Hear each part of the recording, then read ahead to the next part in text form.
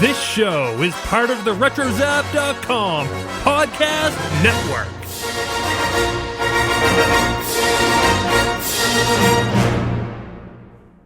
And welcome everybody to episode 32 of the Animaniacast. A very good show on chimpanzees in the media. They had a clip of J. Fred There's a Muggs person up at here you Chimp gotta from the meet. Today Show. Mel Gibson? But it was Fred's chimpanzee Close. girlfriend that had me stumped. I couldn't remember her name, so I looked it up. Her name was Phoebe B. Beebe. Dot Warner, this is Francis Pumphandle, but Everyone calls me Pip.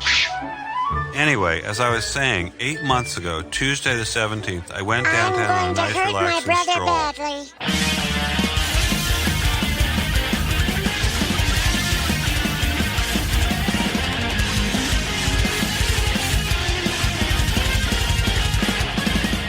And welcome once again to another episode of the Animanicast. We are the one and only podcast that is dedicated to the animated television series, the Animaniacs. Each and every week we revisit a new episode of the series and we discuss all the hidden references and not so hidden references, all the gags, all the jokes, and we discuss what we really liked about the episode, what we didn't really like so much about the episode, and in the end, you give each and every episode a water tower rating. I am Joey, and joining me once again is my brother Nathan. Remember, Nathan spelled backwards is Nathan. And across the country in Georgia is Kelly. Hello. I'm so proud because Nathan used my catchphrase that they sent to him. Oh, are you Joey in Tucson? That's right. Okay. Because today's episode ended with Yakko saying, and remember everybody, Yakko spelled backwards is okay. Mm-hmm. So I said, oh, wait a minute. Nathan spelled backwards is also okay. Natin. Oh. No. It's not, it's like Natin. You're like Natin. Nah. So anyway, today we're discussing episode 32 of Animaniacs, which includes the segment's Chairman of the Board. It has the Planets song, and it has Astro Buttons, which is a Mindy and Buttons cartoon. So Nathan, when did this episode first premiere? Oh, Joey, this first premiered November 2nd, 1993, which was just one day after the Maastricht Treaty took effect. This formally established the European Union, which of course was in the news after the Brexit. So, oh, there you go. Yeah. So very nice. And guys, what did you think about this episode? Kelly, any particular thoughts on? Well, I would say Chairman of the Board in particular. I love it, but I hate it at the same time. And Nathan, what about you? I enjoyed it. I feel like a space cadet. Okay, you feel like a space cadet. Or a space head. You feel like a space head. All right. Well, today's little, I guess, variable verse is what we're calling it, right? Was a little bit different. Yeah, it was a new one.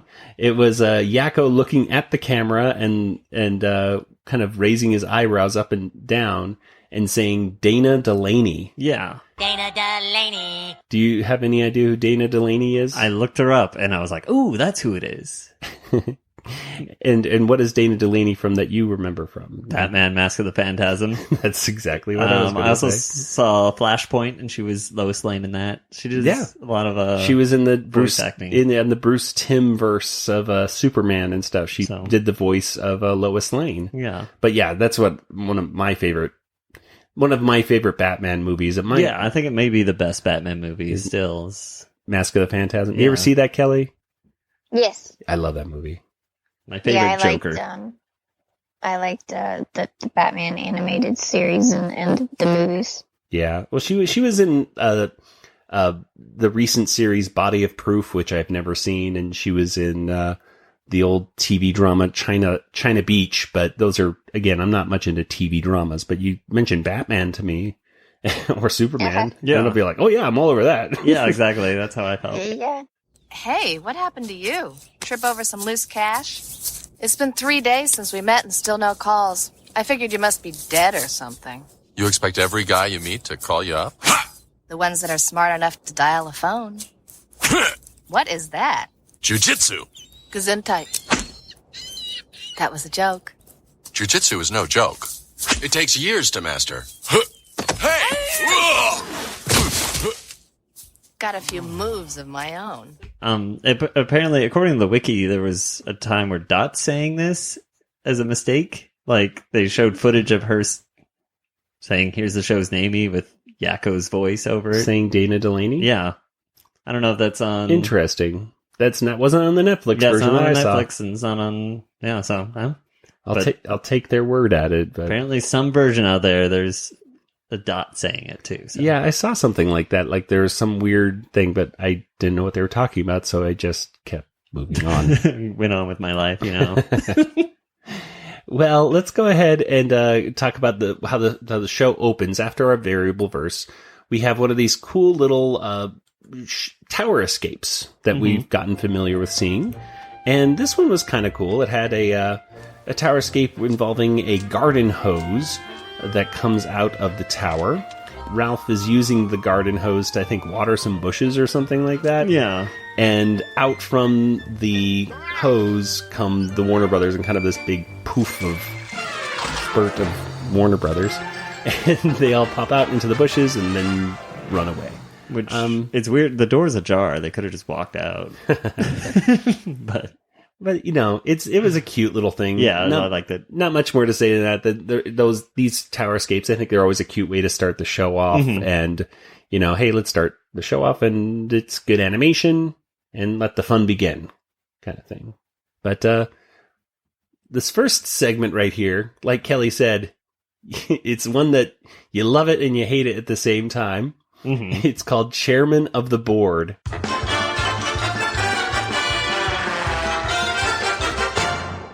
And Chairman of the Board was written by Tom Minton, Tom Ruger, Paul Rugg, and Sherry Stoner. And it was directed by Rusty Mills and Chris Brandt. And Kelly, well, what can you tell us about what happens in Chairman of the Board? The Warner siblings are hiding under a banquet table at a Hollywood function. And they keep stealing food, and they run out of, I think it's cheese balls. Yep. And so Yakko goes to get some more, and he meets Francis Pip Pumphandle, and they greet each other and introduce each other to one another.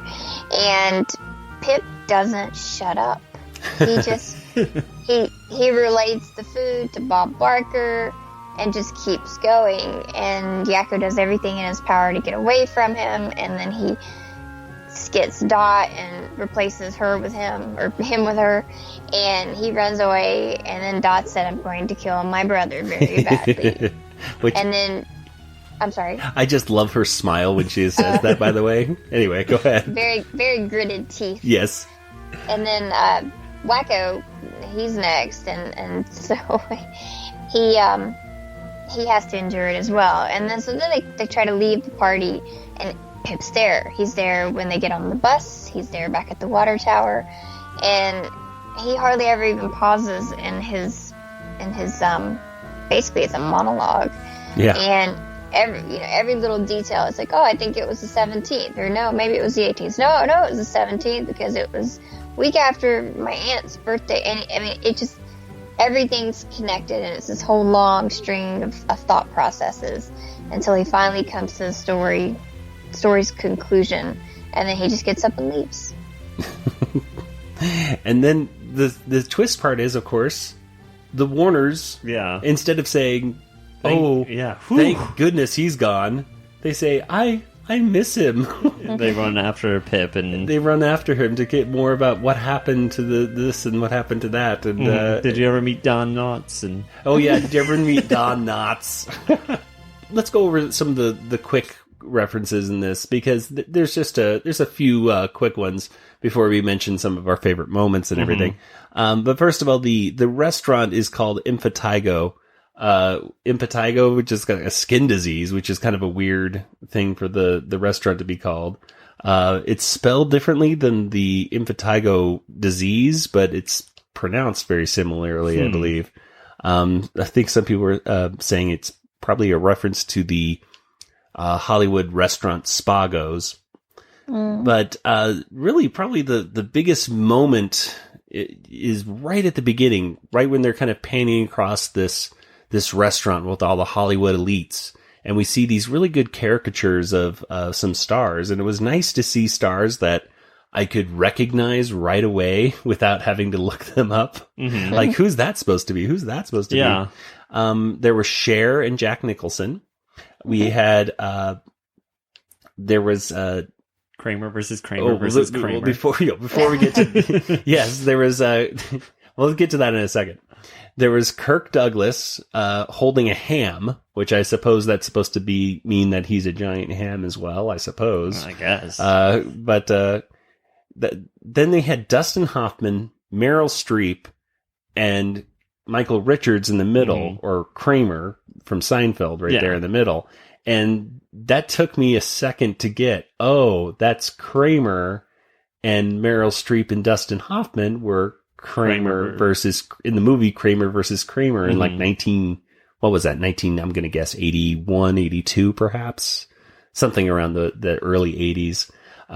So yeah, Kramer versus Kramer versus Kramer. Yeah. Right there. So that was kind of cool. And then as we move forward more across we got to see Michael Keaton, Michael Keaton's caricature, the Warner Brothers artists must have loved doing him and Cher, I think, by the way, because him and Cher, they were, constantly in the background of stuff. And Arsenio Hall is there as well. We have Morgan Freeman and Clint Eastwood. And I believe they must have been quoting lines from Unforgiven, because I know they were in that movie together. You just saw that movie, right, Kelly? Yeah, I saw it a couple months ago for the first time, and that was my thought too. That because he's sort of saying I'm not like that anymore, and he'd kind of put the gunslinging ways behind him in the film, and Morgan Freeman was an old friend from the past, and so yeah, I think that was a reference to Unforgiven. Okay. This was probably around the time it won the Academy Award. I mean, don't quote me on that. No, it says right here in this guide right here that Unforgiven came out in 1992. So this is all matching up with that time period. Okay. And then of course the second segment we have, the last table I should say, had Tom Selleck and Marlon Brando sitting together. With Marlon Brando doing the typical caricature of I'm just going to eat every food that's in front of me. And I think was he talking about the world? Yeah, he's educational. So the world's not flat. It's round. So this is apparently what it might have been referencing, was that both these two actors, Tom Selleck and Marlon Brando, were in a 1992 Christopher Columbus film, which there was at least two of them, I think, in 1992, because, of course, 1992, Nathan, was the 500th anniversary of Animaniacs. I took a shot in the dark. No, sorry, so close. Christopher Columbus. Oh, yes. 1492, 1992. So, of course, Hollywood knowing, hey, we have to put out Christopher Columbus movies. 92 films of Christopher Columbus. No, Marlon Brando and Tom Selleck were in the movie together, and Tom Selleck played Torquemada, and King Ferdinand V was played by Marlon Brando. So perhaps that's why they're talking about the world is round. Yeah, makes sense. Wasn't Torquemada a part of the Spanish Inquisition? Perhaps? Yes, he was the first Grand Inquisitor in Spain's movement to homogenize religious practices with those of the Catholic Church. Well, there you go. Thank you, Jeopardy. But, there was one of the things I really liked about this as they went across was let's go all the way back to Cher and Jack Nicholson, who were in Witches of Eastwick together in that movie, which I've never seen. It's always been one of those movies that I wanted to see, but when it came out, I was too young to see it. But Cher is pouring sugar into her, I'm assuming, coffee, like a giant bag of it. And she was, at the time, the spokesperson for NutraSweet. I put it in my cereal, I put it in my iced tea, I put it on half a grapefruit. I think that people don't realize how much sugar they eat. You're more concerned about what you put in your car than what you put in your body. There's sugar, there's the pink stuff, and there's Equal. You have those three choices. Only Equal has 100% NutraSweet. No sugar, no saccharin. When I sit down to make a choice, I choose Equal.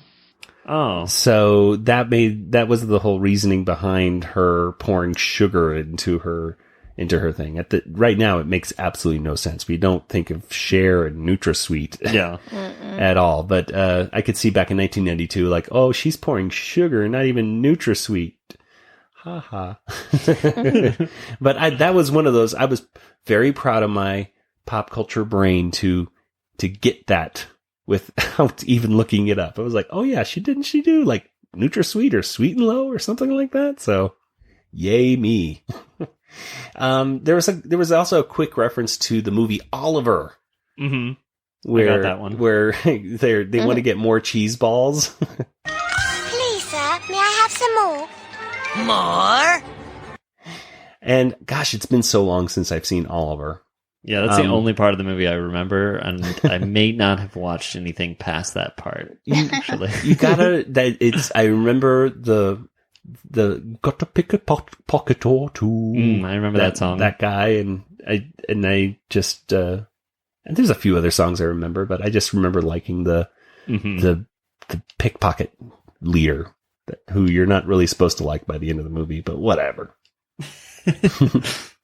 It's been like 20 something years since I've seen that movie, so you have to forgive me.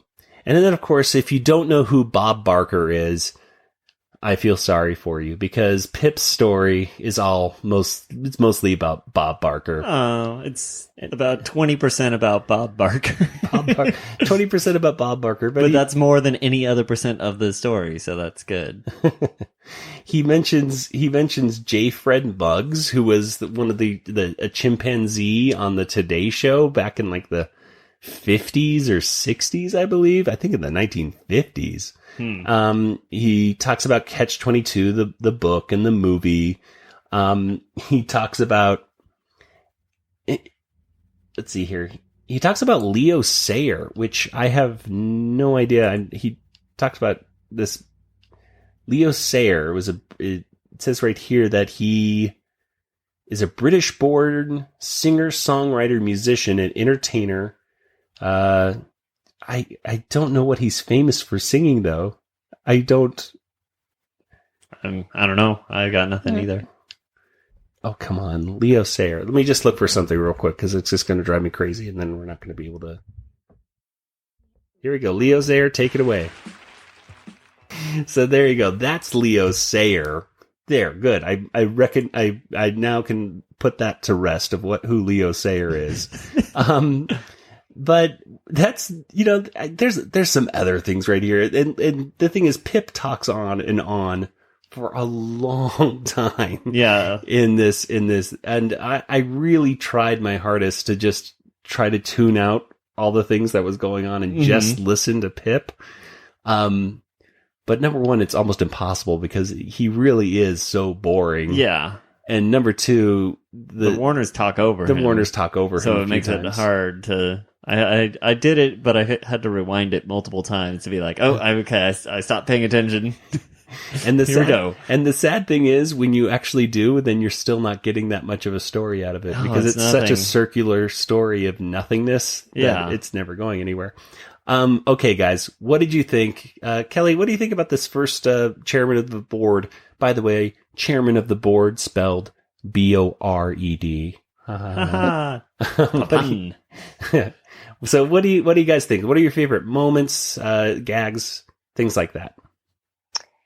Well, like I said, I kind of love it and hate it all in the same, because I like the premise of it. It was just cute, and the fact that they missed him when he was gone, because now there's a sudden silence.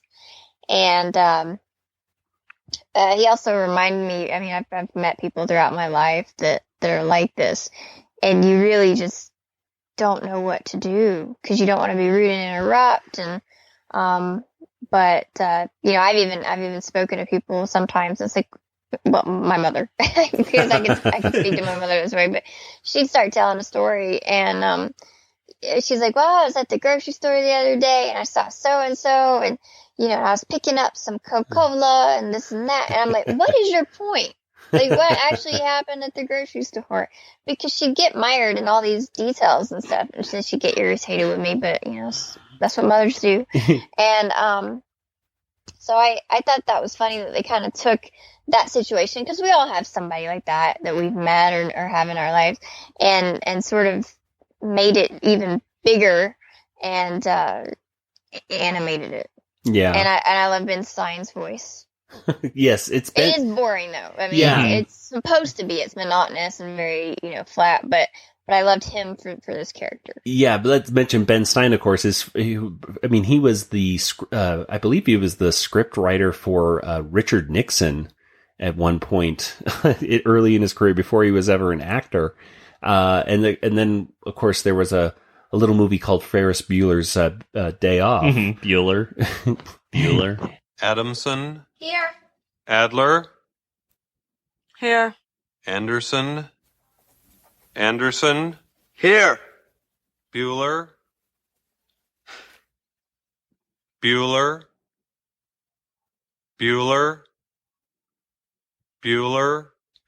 He's sick. My best friend's sister's boyfriend's brother's girlfriend heard from this guy who knows this kid is going with the girl who saw Ferris pass out at 31 Flavors last night. I guess it's pretty serious. Thank you, Simone. And that really sent him, to, new heights of like, oh, that guy. Mm-hmm. And of course, I think it was after this episode, I think it was more like late 90s that there was the game show on Comedy Central, Win Ben Stein's Money, mm-hmm. which I always loved watching that because who was that? It was Jimmy Kimmel. Mm-hmm. Jimmy Kimmel and him hosting it together, and Ben Stein would take it so seriously. Yeah, he really wanted to win. He was really good at it too. Like, oh yeah, he's such a smart man. Yeah. Did you ever watch that show at all, Kelly? I know being a Jeopardy fan, was that ever your style of thing? Yes, of course. Yes. I remember watching that with my dad all the time, and my dad trying to get all the answers. The whole thing was at the end you got to get the same questions as Ben Stein, and if you got more correct than Ben Stein, mm-hmm. you won, quote unquote, his money. It really wasn't his money; it was whoever. But I just remember whenever Ben Stein would get an answer wrong, he would just stop, and he had this shocked face of what? No, like, and then I if can't someone be else wrong. got it right, he was like. And like really impressed too. I'm putting up $5,000 that says I know more than you. So if you're smart enough, fast enough, and if you've got the guts, you can win Ben Stein's money. He's forever going to be known as the most boring sounding voice in the world. Yeah, he was in The Mask as that. So. Yeah, and numerous Visine ads, and we all wear masks. Metaphorically speaking. Well, that's at least the second time, Nathan, you're bringing up references to the mask. So I don't know. I haven't seen that movie in so long. It's such a good movie. Stanley Ipkiss. Okay. He reminded me of Bill Murray in Little Shop of Horrors. Bill Murray just keeps talking and talking and talking. Well, and that's the thing. It's like the Warners in this situation can't do their typical thing like they would say do to Mr. Director. You can't hit him on the head with an anvil or a mallet because he's not a bad person. No. Pip is not a bad person. He's a very annoying person. But he's really friendly and like... But he's very friendly. He's not doing it on purpose. No. And I think that's what the Warners... And the Warners aren't mean people back to him. They just say, well, that's great. We're going to go now. Go away. Oh, my favorite line is definitely wacko. And there's just the understated go away. It's the funniest. Now, for me, there's nothing more relaxing than a nice leisurely stroll like the one I... And then that having that little gag of having a fake hand that Wacko had as well was really cool. The whole handshake thing. They had a lot of fun with that. Yeah. I like the animation in this. It's really well done. Yeah, definitely. This is done by Startoons, I believe, and this is one of their best animation by the group of animators, I think. Mm-hmm. Usually I'm not a fan of Startoons animation, but this one's pretty good. There was one weird part where Dot's shaking the hand, and it only looks like she has like one arm. Do you know the scene I'm talking about? That, but yeah, it didn't look bad. It looked stylized in a way that looked kind of funny and stuff. I don't know. But yeah, my favorite moment, if I had to pick one in this particular episode, this cartoon, I should say, it was the go away part. Yeah. Just Wacko saying that. That was my favorite part. I can't really think of much more to say in this than this is, I think, one of the better Animaniacs cartoons. Yeah, it's definitely worth watching. It's good to flip things around on the Warners for this once, and just to see what happens, because usually they're the ones who are driving the annoyance. They're driving the other person insane, and in this case, it's flipped back at them. And they're winning always, but Exactly. this one they're like never quite winning, like no matter what they do. Yeah, so it's kind of fun. And a lot of good scenes of Wacko just eating random things. He eats so much. He eats a glass, plates, and he just vacuums up like an entire plate of stuff, puts it in his bag. He even takes a doggy bag with a doggy in it. Yeah. So very cute. It's time to tour the planets that make up our solar system. Come on! Okay, well, right in the middle of today's episode, we have a quick song, and it is a very quick song. It's the Planets song. Mm-hmm. The music was by Richard Stone. The lyrics were by Paul Rugg, and direction was by Rusty Mills. And let's see, this is a pretty quick cartoon. Yakko's going through the planets of our solar system, all the way to Pluto. And at the end, he says, "That's it. That's our solar system." Mm-hmm. And Wacko says, "You forgot Uranus." Good night, everybody. What do you guys think about that? This is one of the ones that I used to be on one of the CDs. I know. I don't know if it was on the original. Must have been on the first CD, I think. Right? Yeah, Kelly? it's early in the season. Yeah, it was on my cassette. Yeah. So it was on the first soundtrack release. It was just a cute song. What is the tune to this one? That's it? Yeah, you nailed it. I know, but what's the tune? Name that tune. I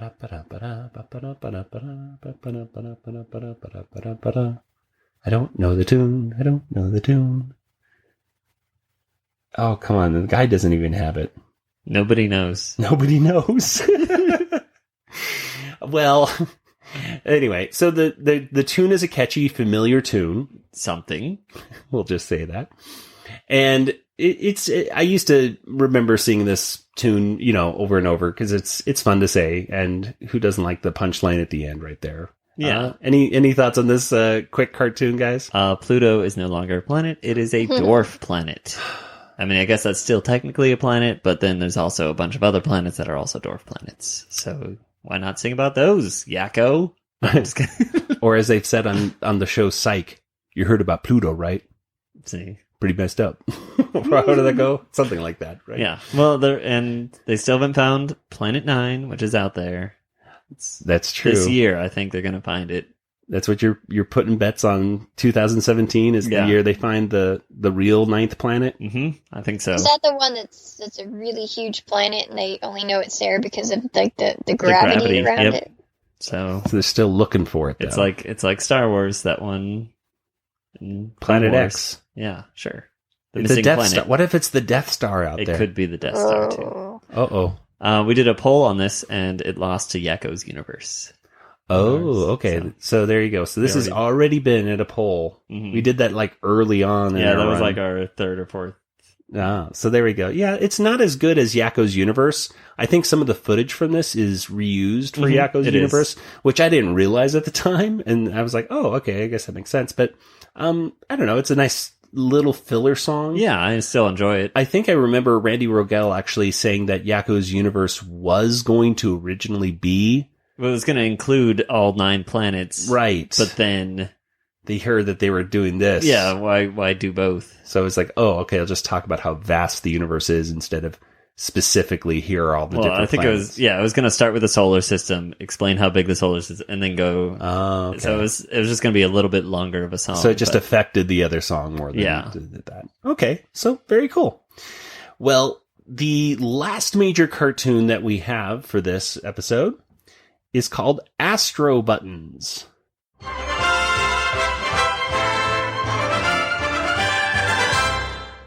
And Astro Buttons was written by Nicholas Hollander, and it was directed by Gary Hartle and Rich Ahrens. And Nathan, what happens in Astro Buttons? Buttons and Mindy are in space. Thank you. Mindy has lost her ball, and she's chasing it all around the space station. Are they on the moon? I can't remember. They're in some intergalactic area. Yeah, some sort of space area. And they end up going up in like a rocket ship, and the rocket explodes, and they teleport back. And Buttons was given one job, which was to keep Mindy away from the duplicator. She teleports right into the duplicator, folks, and she duplicates like no other. There are so many Mindys by the end of this cartoon, folks, and Buttons quits. Yep. And that would have been the perfect, if this was the last Mindy and Buttons cartoon, that would have been the perfect finale to all these. Just a Buttons is gone. I think it is the last one sequentially. So I don't think they do anyone's, in the timeline of Mindy and Buttons. Oh, I'm pretty that's sure true. This is probably the last one. It's the one farthest in the future, I suppose. So right? there you go. So this is the last Mindy's and Buttons. It took him hundreds of years, but eventually he did quit. Yeah, there you go.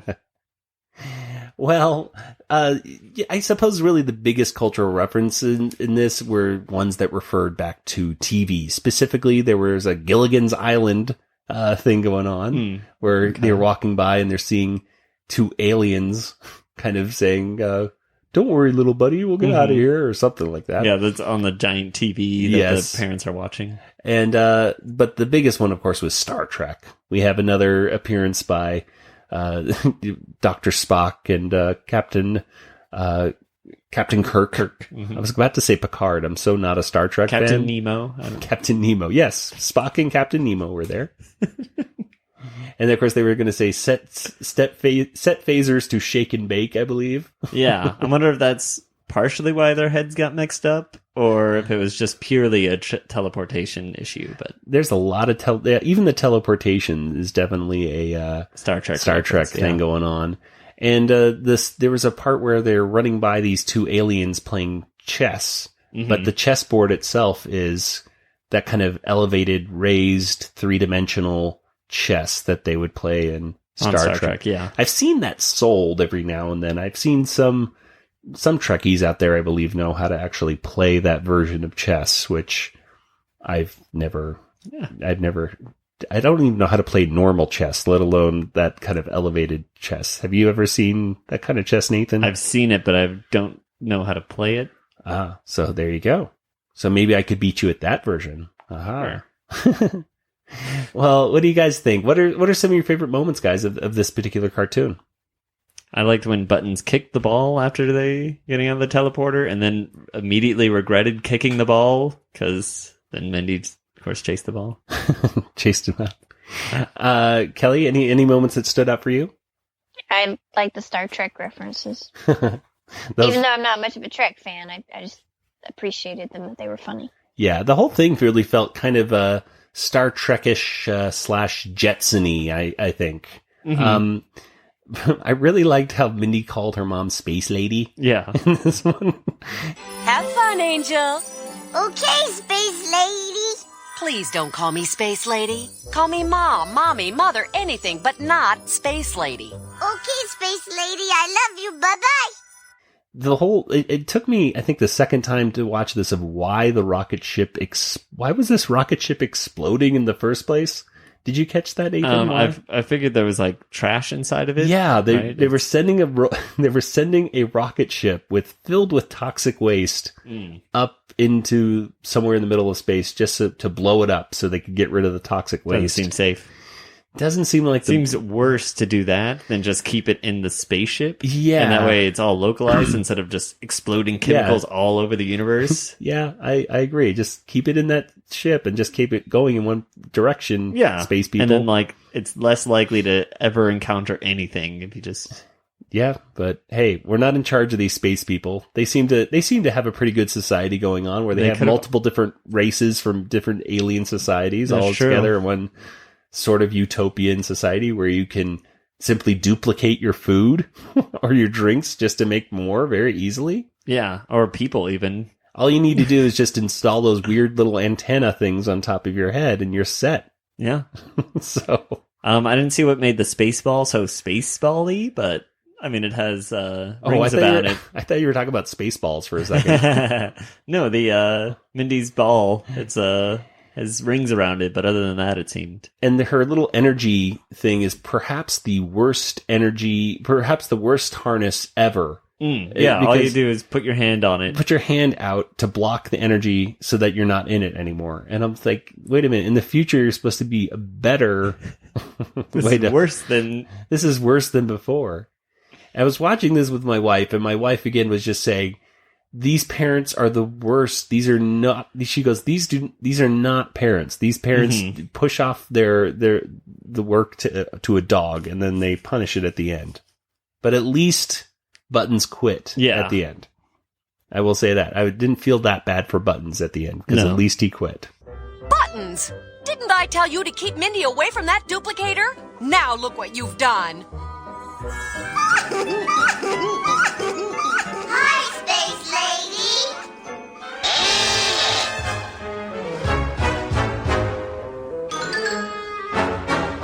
Okay, I love you. Bye-bye. There's one last thing, because since we opened with a tower escape. We have to go back to the tower at the end. So at the end, they're running towards the tower, and the funny thing is with these exits, I suppose you could say, the animation is in 75% the same, and then they change like one little bit of it. So in this case, the part that they change is Wacko reaches into his bag and he pulls out a giant trampoline. Yeah. They jump on it and they say they're boingy, boingy, boingy, and they go back into the tower. Ralph tries it and immediately gets chomped on it like a Venus flytrap. And that's pretty much it. They shrug their shoulders and get in there. Not much really to say about that. I thought it was kind of cute. What do you guys think? I liked hearing dialogue in it. Because, I think this is the only one that has dialogue. And then especially hearing Ralph saying boingy, boingy, boingy. Yeah, that was a little different, because I think the dialogue from Yakko, Wacko, and Dot was probably just recycled from Newsreel of the Stars. Yeah. But just to hear Ralph saying boinky, boinky, boinky. Like as if he has to say that for it to work. He had the good idea there. Like maybe that's the magic word to get you up. Still wasn't enough.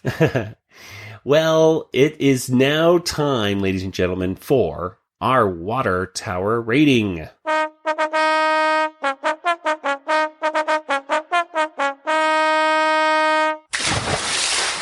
And, what do you guys think? Out of 5 water towers, how many water towers would you give today's cartoon? Kelly, let's start with you. I think I'll go with 3.5. I thought Chairman of the Board was kind of clever, and it was fun to watch. And I love the Planet song. It's always been a long-time favorite of mine. Again, I'm not the biggest Buttons and Mindy fan in the world, but I have nothing against them. And I did like it, that it was sort of a spacey episode. So, 3.5. Okay. Nathan, what about you? I'm going with 4 water towers. 4? Okay. And why is that? I really enjoyed that first segment, and the Planet song was fun, of course. And I remembered this episode as a kid, so I must have liked it a lot when I was a kid. So, 4 stars. And not 4 stars, Nathan. Yeah, 4 stars of towers. 4 stars of towers.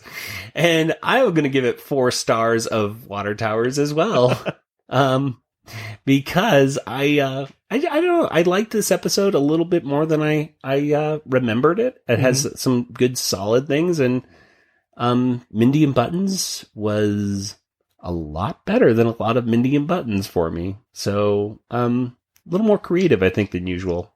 And again, whenever Buttons gets to get a little bit more dignity at the end, is good by me. Because usually he's just yelled at, and then Mindy says, "It's okay, Buttons, I love you." And it's like, no. You're just going to do this again tomorrow, Mindy. You can't say that every time, Mindy. It gets old. I quit.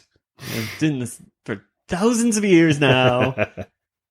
Well, now that we've done our water tower rating, it is time for our poll results from last week.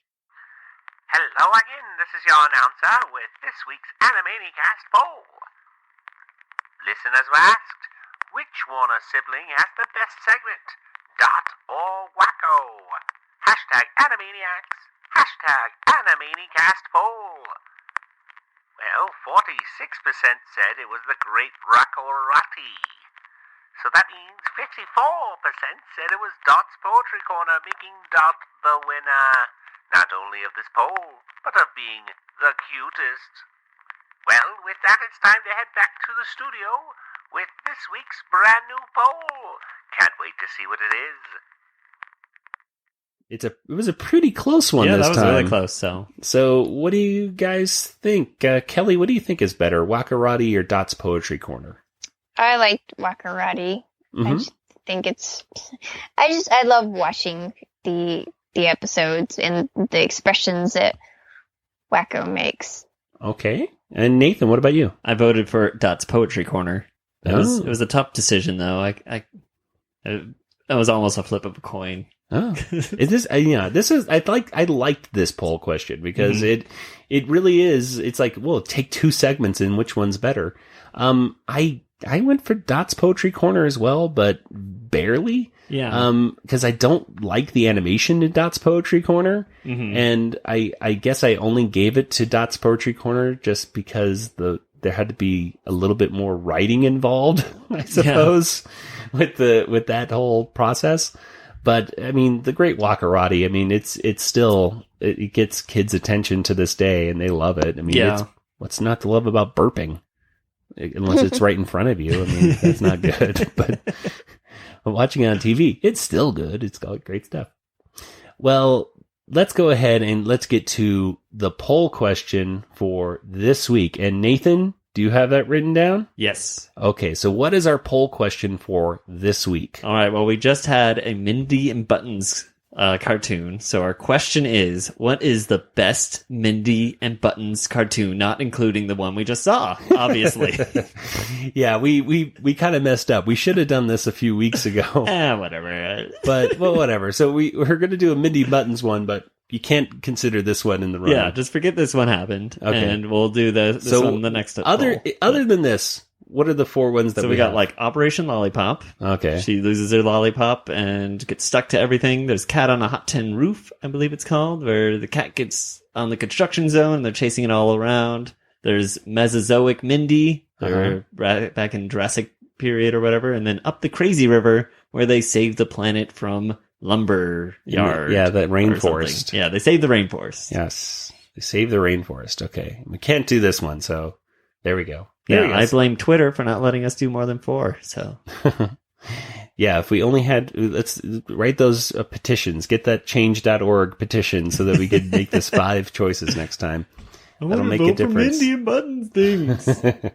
So head on over to twitter.com/Animaniacast and go ahead and look down for the Animaniacast poll, or you can simply search on Twitter for hashtag Animaniacast poll and you can make your voice heard. Well, guys, with that, I think it's time to get to our contact information. So, Nathan, yes, where can people get in contact with you if they'd like to say hi online? Hey, Joey, I've told you this before. I'm sorry, I keep forgetting. Tell you again. Okay. I'm on Twitter. Oh. Django FT, that's me. I've got like 20 plus followers. I'm blowing up. And Kelly, what about you? I'm on Twitter, Yoda Princess, or email kelly@bigshinyrobot.com. Very cool. And if you guys want to get in contact with the Animaniacast in general, we are on Twitter. We are on Facebook. We are occasionally on Google Plus and Instagram as well. Oh.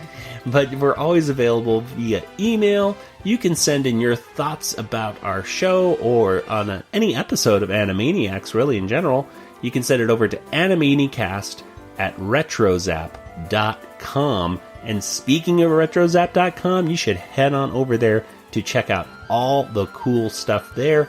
We are a proud member of the RetroZap organization, and boy oh boy, there's a lot of great articles. There's tons of podcasts on there as well that you should check out, including Techno Retro Dad, Skywalking Through Neverland, Brews and Blasters, Starship Sabers and Scoundrels, and many, many, many more, which I don't have time to talk to you about right now. But if you want to subscribe to every single one of them, there's a RetroZap feed that you can go to on iTunes, and you can get every single one of those podcasts delivered to your feed easily and automatically, just like that, including ours. So there you go. Awesome. So with that, it's time to go. So for the Animanicast, I am Joey, and for Nathan and Kelly, good night, everybody. Good night, everybody. Good night.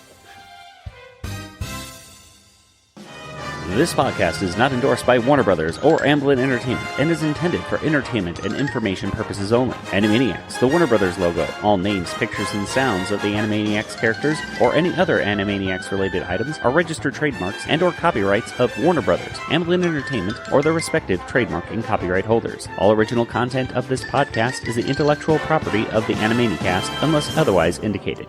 You forgot Uranus. Good night, everybody.